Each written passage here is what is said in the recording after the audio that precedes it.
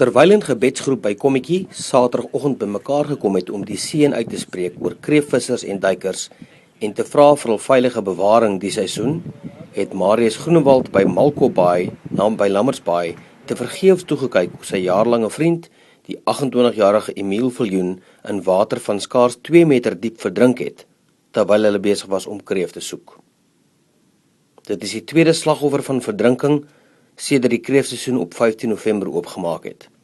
Nog 'n duiker het verlede donderdag naby Pringle Bay verdrink. Groenewald vertel aan die burger hoe die tragiese voorval afgespeel het. Ja, kyk, was is Vrydagmiddag, as jy by 6:00 of 7 se kant is ons hier weg. Ons sit saam met hulle gery in halfvoertuig. En dit ek en hy 'n bietjie gekuier en Saterdag ons opgestaan.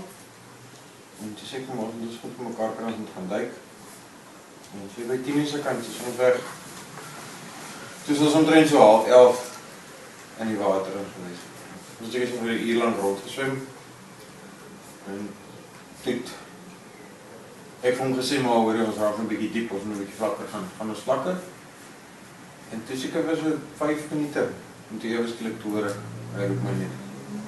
Toe nader geswem om te help en jy het nog 'n bietjie paniekerig geraak, maar jy het dit afgedruk onder die water in. En toe seker so die 5de keer wat ek opkom, toe sy weg te kry kom. Dis nou nadat ek nou al my weights losgemaak het en alles wat my afgetrek het ook nog probeer losmaak om by hom uit te kom. Dat het nie te swaar is om wat te doen. So ek uitgeswem, hardgeval en toe my pa gebel.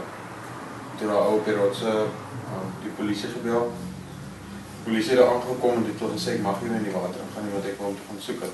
Die polisie duik, hulle toe die duikers gekry en toe die duikers hom gekry het, dit was omtrent so 3 ure nadat ek oorspronklik dit was net seker so 2 ure daarna blik afgesê daar aangekom, toe is hulle omtrent 15 minute in die water, toe kry hulle hom. Want ons almal was in HTS Bellville gewees, al in dieselfde jaar.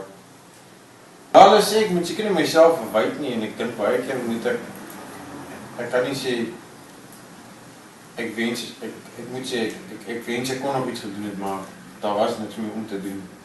Ek dink as ek 'n minuut langer by hom gebly het, dan was ek self saam met hom daar gewees. Ons gaan hom baie mis, ek gaan hom baie mis. En soos ek gesê het, dit is iemand wat hy het enige situasie die beste van gemaak. Maar ek weet hy is by 'n goeie plek en ek weet hy is by sy ma en sy suster, so ek bedoel, soos ek sê, ek dink dat almal gaan hom baie mis.